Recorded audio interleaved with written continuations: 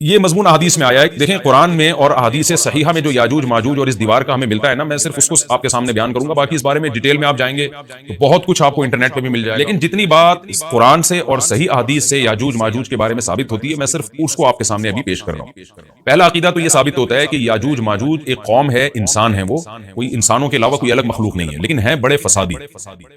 دوسری بات، یہ بہت قدیم ہے. ذوالقرنین جب گئے تو اس سے پہلے کی یہ قوم ہے اور زمین میں پہلے سے فساد مچا رہی ہے، لیکن بہت زیادہ ان کی کثرت نہیں تھی جتنی کثرت قرب قیامت میں ہوگی، کیونکہ نسل ان کی بہت تیزی کے ساتھ بڑھ رہی ہے. تیسری بات یہ ہے کہ اللہ نے ان کو دنیا کے کسی حصے میں رکھ کے چھپا دیا ہے. چھپایا اس لیے ہے کہ ان کے ظاہر ہونے کا ایک ٹائم ہے، اور وہ ہے حضرت عیسیٰ علیہ السلام کا دور. حضرت عیسیٰ ابن مریم کے دور میں یاجوج ماجوج ظاہر ہوں گے. تو اسی کو آپ چوتھا پوائنٹ بھی کہہ سکتے ہیں. تیسرا پوائنٹ کیا ہو گیا کہ ان کو چھپا دیا گیا ہے. لہذا یہ جو لوگ کہتے ہیں نا یاجوج ماجوج دریافت ہو گئے فلاں جگہ ہے فلاں جگہ ہے، تو بھائی ہمیں جب ایک چیز چھپا دی گئی ہے اور ایک ٹائم بتا دیا گیا ہے کہ اس ٹائم پہ ظاہر ہوں گے، تو اس سے پہلے وہ دریافت ہو ہی نہیں سکتے. پہلے دریافت ہو گئے تو اس کا مطلب نبی صلی اللہ علیہ وسلم کی گویا پیش گوئی غلط ہوگی. تو جو جس کا ٹائم ہے اسی ٹائم پہ وہ ظاہر ہوں گے. چوتھی بات میں نے جیسے بتائی کہ حضرت عیسیٰ علیہ السلام کے دور میں وہ ظاہر ہوں گے. پانچویں بات، صحیح حدیث سے یہ بات ثابت ہے کہ یاجوج ماجوج وہ جو دیوار بنی تھی اس کو چاٹتے رہتے ہیں. چاٹنا کا جو لفظ حدیث میں ہے اس سے مراد زبان سے چاٹنا بھی ہو سکتا ہے، اور یہ کنایا بھی ہو سکتا ہے کہ اس کو ختم کرنے کی کوشش میں لگے ہوئے ہیں. اور ایسے چاٹنا، جب ہم کوئی چیز چاٹتے ہیں نا تو بہت تھوڑی تھوڑی وہ ختم ہوتی ہے. تو اتنی موٹی اتنی بڑی دیوار ہے کہ وہ انہوں نے اپنی اسٹرگل اور اپنی محنت نہیں چھوڑی ہے، تو وہ دیوار کو کسی نہ کسی طریقے سے گھسائی میں اس کے لگے رہتے ہیں. تو زبان سے بھی چاٹنا ہو سکتا ہے اور کسی اور طریقے سے اس کو ختم کرنے کی کوشش بھی مراد ہو سکتی ہے. اور حدیث میں آتا ہے کہ ایک دن آئے گا وہ جب ختم ہونے والی ہوتی ہے نا، تو وہ کہتے ہیں کہ ہم کل اس کو دوبارہ شروع کریں گے اور کل ہم اس کو ختم کر دیں گے. لیکن وہ اللہ تعالیٰ اپنی قدرت سے دوبارہ اس دیوار کو اتنا ہی موٹا کر دیتے ہیں جتنا ذوالقرنین نے کیا تھا. تو قرب قیامت میں جب حضرت عیسیٰ علیہ السلام کا ظہور ہوگا تو وہ یہ کہیں گے ہم انشاءاللہ اس کو کل ختم کریں گے. تو انشاءاللہ کا لفظ جب استعمال کریں گے، کیونکہ وہ قوم ہے کافر، وہ اللہ پہ اعتماد کرنا، اللہ پہ توکل کرنا یہ چیز نہیں، تو وہ اللہ پہ یقین نہیں رکھتے. تو وہ جب اللہ کا نام لیں گے اور کہیں گے کہ اللہ نے چاہا تو ہم اس کو کل ختم کر دیں گے، تو پھر اسلام کی وجہ سے وہ دیوار ختم ہو جائے گی. اس کی مثال ایسے جیسے حدیث میں آتا ہے پچھلی قوموں میں ایک نوجوان تھا جو جادوگر کے پاس بھی جاتا تھا اور راہب کے پاس بھی جاتا تھا. تو جب وہ نوجوان پکڑا گیا، وہ مسلمان ہو گیا تھا، بادشاہ نے اس کو بھیجا تھا جادوگر کے پاس کہ جادو سیکھے، لیکن وہ راہب کے پاس جاتا، عیسائیت سیکھی اس نے اور نیک مسلمان بن گیا. تو بادشاہ نے اس کو قتل کرنے کی حتی الامکان کوشش کی، مگر وہ قتل نہیں ہو پا رہا تھا. بادشاہ نے اس کو پہاڑ پہ بھیجا اپنے سپاہیوں کو لے کے کہ پہاڑ سے لے جا کے اس کو گرا دو، لیکن اللہ نے مدد کی کہ وہ سپاہی گر گیا، یہ بچ گیا. بادشاہ نے حکم دیا اس کو سمندر میں لے جا کے غرق کر دو، وہ سارے سپاہی غرق ہو گئے، یہ بچ گیا. تو کسی بھی طرح سے اس کی قتل کی کوششیں کامیاب نہیں ہو رہی تھی. تو اس نے بادشاہ سے کہا کہ تو اگر مجھے قتل کرنا چاہتا ہے نا تو چوک پہ کھڑا کر کے تیر مجھے مار اور کہے کہ بسم اللہ وربی ھذا الغلام، اس نوجوان کے رب کے نام سے میں اس کو قتل کرتا ہوں. تو اللہ کا نام لے کے مجھے مارے گا تو میں قتل ہو جاؤں گا. نوجوان یہ قربانی اس لیے دے رہا تھا کہ بادشاہ جب پوری پبلک کے سامنے اللہ کا نام لے گا تو لوگوں کو یقین آ جائے گا کہ بھئی اللہ کا نام لینے سے تو کام ہو گیا، اور اللہ کا نام لیے بغیر کام نہیں ہو رہا تھا. تو جو بادشاہ اللہ کو مانتا نہیں تھا آج اس کو بھی اللہ کا نام لینا پڑا ہے. تو نوجوان نے یہ قربانی اس لیے دی کہ بادشاہ جب اللہ کا نام لے گا لوگوں کو اللہ کی ذات پہ یقین آئے گا اور لوگ مسلمان ہو جائیں گے، عیسائیت کو قبول کر لیں گے. تو اس نوجوان نے یہ قربانی دی اور بادشاہ نے اللہ کا نام لے کے جب تیر مارا تو وہ نوجوان شہید ہو گیا.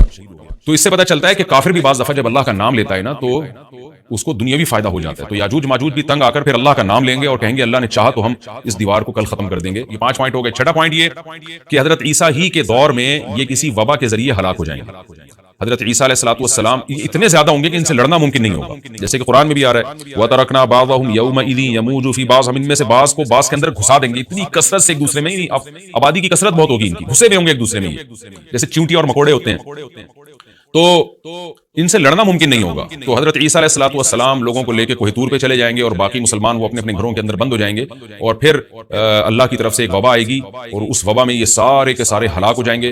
اور پھر جب ہلاک ہو جائیں گے تو اتنی زیادہ ان کی لاشیں زمین پہ ہوں گی، اتنی زیادہ کہ انسانی آبادی ان کی لاشوں سے متعفن ہونا اور بیمار ہونا شروع ہو جائے گی. ان کی لاشوں سے بدبو اٹھے گی اور ظاہر ہے انسان ہوں گے یہ، تو اس کی وجہ سے جو زمین کا ماحول خراب ہوگا. پھر حضرت عیسیٰ علیہ السلام اللہ سے دعا مانگیں گے کہ اللہ تعالیٰ ان کو کسی طرح ٹھکانے لگائے، کوئی انتظام کرے. پھر حدیث میں آتا ہے بارشیں ہوں گی اور سیلاب آئیں گے اور ان کی لاشیں بہہ بہہ کے پانیوں میں جا کے سمندروں میں جا کے ختم ہو جائیں گی. اللہ تعالیٰ ان کو اس طرح سے ٹھکانے لگائے گا. تو یہ یہاں تک جتنے بھی مضامین ہیں یہ صحیح احادیث سے ثابت ہے. اور پھر سور پھونکا جائے گا. قرآن میں تو یہ کہ سور پھونکا جائے گا، ایسے لگ رہا ہے جیسے فوراً پھونکا جائے گا، مگر احادیث میں تفسیر ہے کہ فوراً نہیں پھونکا جائے گا۔ یاجوج ماجوج قیامت کی نشانیوں میں سے ایک بہت بڑی نشانی ہے۔ ہمیں صحیح حدیث سے یہ پتہ چلتا ہے کہ قرب قیامت میں جب مسلمان بہت قسمہ کرسی میں ہوں گے تو خراسان سے لشکر اٹھے گا۔ خراسان یہ افغانستان اور ایران کا حصہ، اس علاقے کو نبی صلی اللہ علیہ وسلم کے دور میں خراسان کہا جاتا ہے، جس میں قندھار بھی آتا ہے، ایران کا بھی حصہ آتا ہے اس میں۔ تو یہاں سے لشکر اٹھے گا، مجاہدین لڑیں گے، بہت بڑی تعداد میں دنیا میں جہاد ہوگا، کہ مسلمان ظلم کی چکی میں پس کے تنگ آ چکے ہوں گے، اور لڑتے لڑتے حدیث میں آتا ہے اتنی بڑی بڑی لڑائیاں ہوں گی کہ 1/3 مسلمان شہید ہو جائیں گے، اسی میں 1/3 مجاہدین جو لڑنے والے ہوں گے، اور 1/3 جو ہوں گے وہ میدان جنگ سے بھاگ جائیں گے، اور 1/3 کو اللہ فتح عطا فرمائے گا۔ تو جو 1/3 میدان جنگ سے بھاگ جائیں گے، نبی صلی اللہ علیہ وسلم نے فرمایا ان کی توبہ کبھی قبول نہیں ہوگی۔ جو 1/3 شہید ہو جائیں گے وہ افضل ترین شہداء ہوں گے اس وقت کے، اور 1/3 کو اللہ تعالیٰ غلبہ عطا فرمائیں گے۔ ایک واقعہ تو ہمیں قرب قیامت میں نبی صلی اللہ علیہ وسلم سے یہ ملتا ہے صحیح حدیث سے۔ دوسرا ہمیں یہ ملتا ہے کہ قرب قیامت ہی میں مسلمان قسمہ کرسی کا شکار ہوں گے، تو تلاش کریں گے حضرت مہدی کو، کیونکہ حضرت مہدی وہ شخصیت ہیں جن پہ تمام نیک لوگ جمع ہو جائیں گے اور وہ مسلمانوں کی میدان جنگ میں کمانڈ کریں گے، جہاد میں کمانڈ کریں گے۔ تو ان کو بیت اللہ میں تلاش کیا جائے گا، وہ رسول اللہ صلی اللہ علیہ وسلم کی اولاد میں ہوں گے، اور لوگ ان کو پہچان لیں گے، اہل اللہ پہچان کر ان کو اپنا امیر بنائیں گے، ان کی قیادت میں بھی لڑائی اور جہاد شروع ہوگا۔ اور یہ لڑائی جب دمشق میں لڑائی ہو رہی ہوگی تو دمشق میں عصر کی نماز کے وقت حضرت مہدی، میں نے جو یہ کہا کہ دمشق میں لڑائی ہو رہی ہوگی، مقصد یہ نہیں ہے کہ دمشق کوئی میدان جنگ بنا ہوا ہوگا، مقصد یہ ہے کہ وہ مجاہدین کا لشکر دمشق میں ہوگا عصر کی نماز کے وقت، لڑائی چاہے کسی اور میدان میں ہو رہی ہو، تو حضرت مہدی عصر کی نماز پڑھا رہے ہوں گے، لوگ امامت میں آپ کے پیچھے کھڑے ہوں گے، یہاں تک کہ مسجد کے مینار پر آج بھی وہ مینار موجود ہے جس کے بارے میں غالب گمان ہے کہ یہ وہ مینار ہے جہاں حضرت عیسیٰ علیہ السلام نازل ہوں گے، غالب گمان کے درجے میں کہا جا سکتا ہے۔ تو عصر کی نماز کا ٹائم ہوگا، حضرت عیسیٰ ابن مریم علیہ السلام فرشتوں کے کندھوں پہ ہاتھ رکھ کے نیچے اتریں گے نماز کے ٹائم پہ، یعنی آسمان سے مینار تک آئیں گے، اور پھر مینار سے آپ کے لیے سیڑھیاں لگائی جائیں گی، سیڑھیوں کے ذریعے مینار سے نیچے اتریں گے، اور لوگ ان کو پہچان لیں گے۔ حضرت مہدی ان کو امامت کے لیے آگے کریں گے کہ آپ اللہ کے ایک پیغمبر ہیں، آپ نماز پڑھائیے، حضرت عیسیٰ علیہ السلام انہی کو آگے رکھیں گے، اور اس طرح کا مفہوم ہے حدیث میں کہ اللہ نے اس کام کے لیے آپ کو ہی منتخب کیا۔ کیا مطلب یہ امامت اس امت کا حق ہے؟ تو حضرت عیسیٰ ابن مریم علیہ السلام کا جو کام ہوگا وہ جہاد ہے، اور یہودیوں سے انتقام لینا، کیونکہ یہودیوں نے اپنے خیال میں حضرت عیسیٰ کو قتل کیا تھا، تو اللہ نے یہودیت ہی کے خاتمے کے لیے اور دجال کے خاتمے کے لیے عیسیٰ ابن مریم کو نازل کیا۔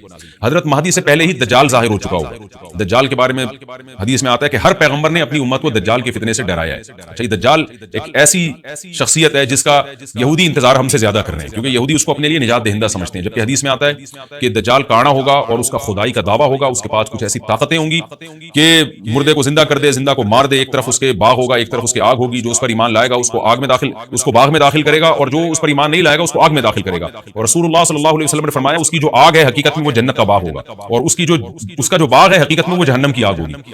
تو جو نبی کی باتوں پہ یقین کرتے ہیں وہ دجال کے فتنے سے محفوظ رہیں گے، اور حدیث میں سورہ کہف کی بھی تلاوت کا حکم ہے، جمعے کے دن جو کہف کی تلاوت کرتا ہے اللہ اس کو دجال کے فتنے سے محفوظ رکھتا ہے۔ اب آپ دیکھیں یہ سورہ کہف میں ہی قیامت کی علامات کا تذکرہ ہے نا، تو شاید اسی وجہ سے کیونکہ جو سورہ کہف پڑھتا رہے گا وہ یاجوج ماجوج کے واقعات بھی پڑھتا رہے گا اور اللہ کی قدرت کے واقعات بھی پڑھتا رہے گا، تو دجال کے فتنے سے اللہ اس کو اس برکت سے بچا کے رکھیں گے، فتنے سے محفوظ رکھیں گے۔ تو وہ ایسی طاقتیں دکھائے گا، بے وقوف لوگ اس پہ ایمان لے آئیں گے۔ حدیث میں آتا ہے کہ کانا کبھی بھی خدا نہیں ہو سکتا، یعنی اس کی تو ایک آنکھ ہوگی نہیں، لیکن بے وقوف لوگ اس کے یہ کچھ ظاہری کمالات دیکھیں گے، یہ نہیں دیکھیں گے کہ یہ تو شکل بھی اس کی اچھی نہیں ہے، یعنی خدا کم از کم جمال والا ہوتا ہے نا، یہ تو ہے بھی کانا، اور اس کے بڑا بڑا کافر بھی لکھا ہوا ہوگا واضح طور پر، جس سے پتہ چلے گا۔ لیکن احمق اور بیوقوف لوگ جیسے روحانی عامل کو کچھ شعبے دیکھ کر ان پہ سے متاثر ہو جاتے ہیں نا، روحانی عاملوں کے شعبے دیکھ کے، تو ایسی دجال کے شعبے دیکھ کے متاثر ہوں گے۔ تو بہت لوگوں کو، خلقت کو، بہت بڑی امت کو گمراہ کرے گا دجال، اہل اللہ کو اللہ تعالیٰ اس کے فتنے سے محفوظ رکھے گا۔ پھر حضرت عیسیٰ ابن مریم جب نازل ہوں گے تو وہ دجال کو قتل کریں گے۔ حدیث میں آتا ہے کہ نیزے کے ذریعے گھوڑے پہ بیٹھ کے قتل کریں گے۔